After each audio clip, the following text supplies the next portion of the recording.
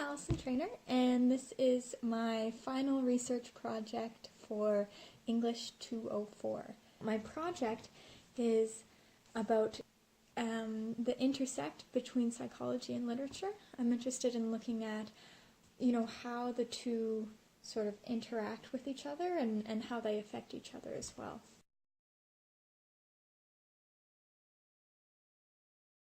One sort of thing that I based my whole project on was the idea that narrative affects thinking.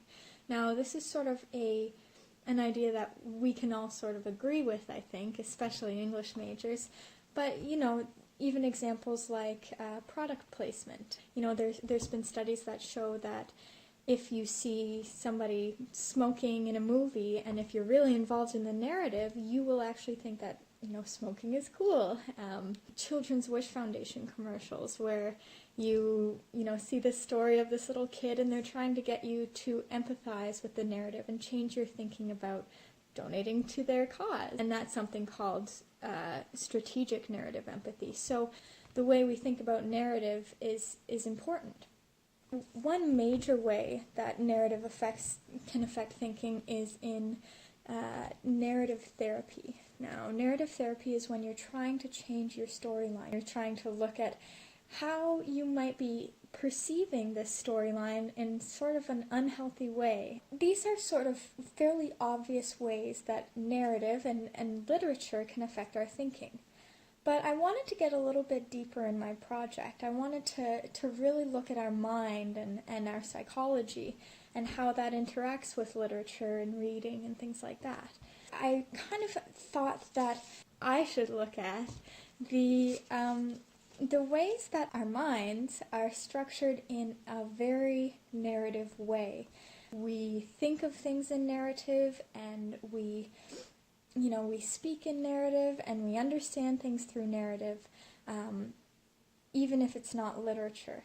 And that's why I think that literature can really help us to understand more about ourselves and more about how we think and why we think. To, in this project, kind of convince you why reading and literature is necessary and how it can make you think differently about your thoughts and the way that you conceive of things and your perceptions and think differently about your mind. Now, the way that I've structured this sort of presentation is I wanted to, I didn't want to just talk at you for 10, 15, 20 minutes.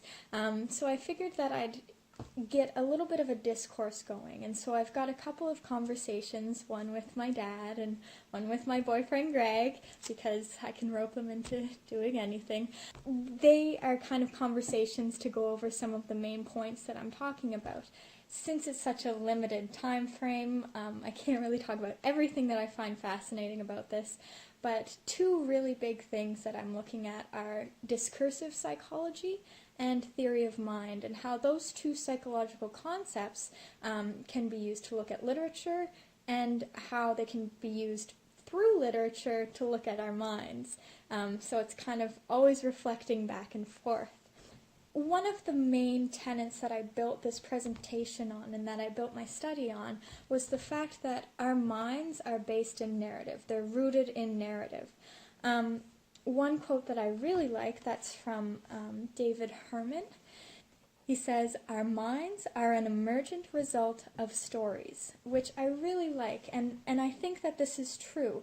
This is something that narrative psychology really holds on to. This is something that they talk about a lot, and that they often assume that we have stories and that we use them to understand our lives. We're always thinking of things in terms of cause and effect, before and after. I'm going to be talking with my dad about the tenets of discursive psychology, what it is and why I think it's interesting in terms of looking at literature. In thinking about our mind and how our mind works and stuff like that, there's a whole bunch of different little revolutions that people say happened. One was the behaviorist revolution, which said we don't have a mind at all, we're only our actions. And then there was the cognitive revolution, which said we do have thoughts, we're individuals, we have our own thoughts and our own, ways of acting and thinking. And actions come from thoughts. The second cognitive revolution is discursive psychology, and that's what I'm really interested in for this project. It's all about discourse, and our cognitions or our thoughts are created from discourse and from interacting with other people, other things, and our environment, things like that. We don't have sort of like this individual self that's always there all the time. It's all situational, and it's all based on the conversations that people are having. Thoughts are created from actions. Sort of, yeah. Instead of actions created from thought. Yeah, and it's almost like thoughts are created from conversations, which are created from thoughts. So it has this sort of like circular nature to it. But yeah, like originally, yes, it is. It's watching and learning about other actions, and then taking your thoughts and applying those to actions and changing, and it's sort of, it's always your interpretation evolving. of it. Yeah, almost. Yeah, it's very interpretive. You can actually use this to look at literature. One of the things that discursive theory talks about is positioning, and how you position yourself in discourse, or you basically create yourself in discourse. So right now, when we're talking, I'm sort of taking on the role of like a teacher or like a lecturer or something like that, like a talker, and you are taking on the role of a listener. And we've put each other in these sort of positions because of the conversation. Because you know what you're talking about. Yeah. And I don't. Yeah, exactly. You can always think about how characters are situated in a storyline, or you can think about how you're situated in a real-life storyline, and if you like the position that you're in, or if you don't like it. And I mean, sometimes people will argue against the positions they're being put in. There's also sort of the idea that you are, in part, what you see when and where you see it. So it's like you said, like there's a lot of perception. So, you're sort of like in this context. And narrative can do that really interestingly, like in books and stuff. They can play with that, and they can sort of let you see through the character's eyes, and you see certain perceptions of the characters. You actually have to become the characters to see what they see, that sort of thing. And it works in film too. I mean, you see it in film as well as book. Exactly, yeah. If you just see a character standing on the sidewalk, you don't know what's going through their mind until the narrator comes on and says what's going through their minds. Yeah, or even like camera angles, like if it's like somebody's looking around a room and they're looking for something and it shows them look over here and look over here and look over here, like you are limited by the perceptions of the characters and the narrators. So it kind of shows how like language embodies the idea of everything as perception, and it plays with that sort of thing. And sort of the last idea that I guess I hinted at already in this discursive psychology is that you're not really an individual. You don't have this individual mind that's constant. It's actually just based on your context. There's multiple selves that you've had throughout your life. And I think, a lot of people would probably think that's weird because, your memories say that you're the same person and you think that you're the same person, but everybody's done things that they've thought back and said, how could I do that? Or like, was that me who did that? Yeah. So you're not obvious, you're kind of saying that you don't pick the best character in every situation. You know what I mean? If you're in a situation, you become a self or a personality or something like that. Yeah. You don't always pick the best one. That's why you have regret about it. Mm-hmm. So, yeah, okay. Yeah, so like the situation sort of deems who you become at that time. Discursive psychology is really kind of an interesting new idea for not only psychologists but theorists in literature.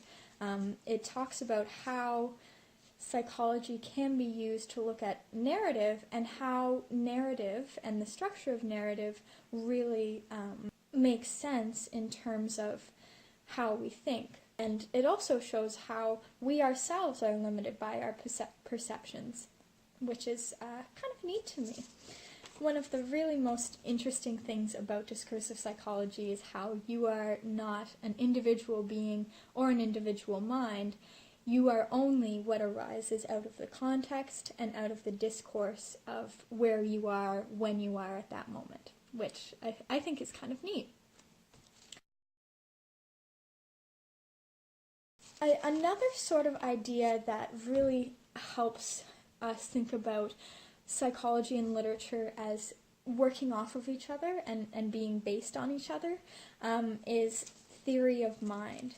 Now, theory of mind is talked about at length in Lisa Sunshine's article. Recently, we've gotten some really interesting new thoughts on how theory of mind interacts with literature. And so here's my conversation with Greg, just talking about theory of mind.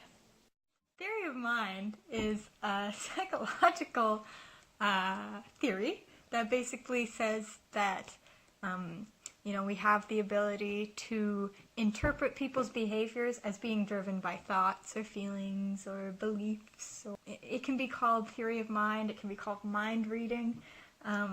It's something that everybody can do, and everybody is able to do very intuitively and very automatically. So it's just like interpreting someone's thoughts and emotions based on their actions. That's right. What about people who think differently? Well, there are people who don't have theory of mind. People with autism spectrum disorder.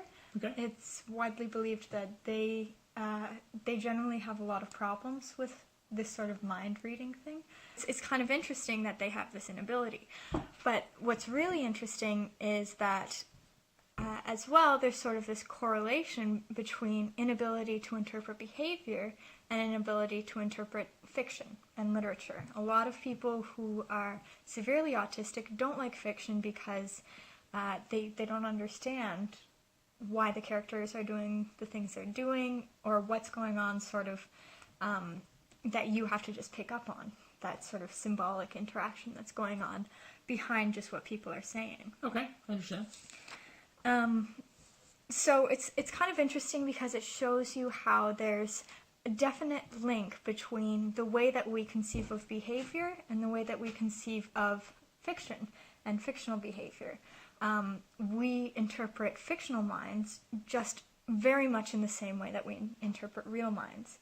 So it really kind of makes the boundary between reality and fiction quite blurry. Why is this happening?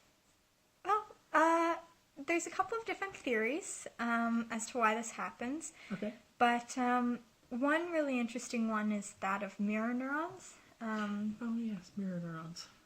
Yes. Mirror neurons are like these little neurons in your head that fire when you are seeing somebody do something. And they sort of fire as if you're doing that thing. So if I saw you doing a puzzle, these mirror neurons would mirror your activity of doing the puzzle, and then I would be able to do the puzzle. It would be as if I did the puzzle, not you. And that's kind of where a lot of people think that mirror neurons have to do with empathy. Now, the really interesting thing is both real actions and reading, or even just listening to a story, can cause mirror neurons to fire. So that really definitely shows how your mirror neurons and how your brain is almost tricked when you're reading into thinking that this is a real event, that you have to have these real cognitive responses to. Okay. Another sort of bit of evidence that really kind of takes off from this, how you're sort of tricked into thinking this is real, is situated models. And situated models are basically talking about how when you read, you get this little story world in your head, and you have to imagine everything in this world, and you take the place of the protagonist in the world. To the point where if there was something in the story that was closer to the protagonist, say like a chair was close to the protagonist, and a fridge was farther away from the protagonist, you would remember, or you would be faster to respond to the word chair than to the word fridge on a recognition test. Really? Yeah. That's interesting. Yeah. So, really kind of neat in the way that we read and understand things in the same way that we read and understand people and the events around us. That's cool. It's really neat. Kind of makes fiction very real. So we have the same ability to interpret thoughts, feelings in real life and in also fictional worlds. So looking at people who are unable to process behavior and also fiction really just tells us how linked the two are. The most interesting thing about this conversation with Greg is how our minds are almost tricked into thinking that we are in reality when we read fiction, because of this sort of theory of mind and this inability for our cognitive processes to distinguish between what needs to be interpreted and what doesn't, which is really cool. And although on some level your brain knows, of course, I'm reading something, this is not real, our sort of empathetic reasoning and our intuition can't tell the difference between these two things, which I find really fascinating. In the end, it's kind of hard to create one big conclusion to tie everything together, but what I found really interesting about this project was it really made me change how I thought about literature and how I thought about my own mind. When I'm reading literature now, I can apply these principles of psychology and discourse psychology and things like that to get a better understanding of what I'm reading. What I find most interesting is the ideas that I've learned about my own mind. The idea is that my mind is not an individual or a constant thing, or, the idea is that my mind is structured in a way that's very storied and that makes stories and is made by stories. All of these sorts of things really kind of heighten my belief that reading fiction is really important for developing minds, developing empathy, and just developing an ability to interpret others. And in very fundamental ways, fiction reflects reality and creates reality. And those are kind of some of the things I've learned this semester. Thank you very much for watching my video. If you have any questions, you can email me or talk to me on campus. I'm gonna go eat some pierogies. Bye.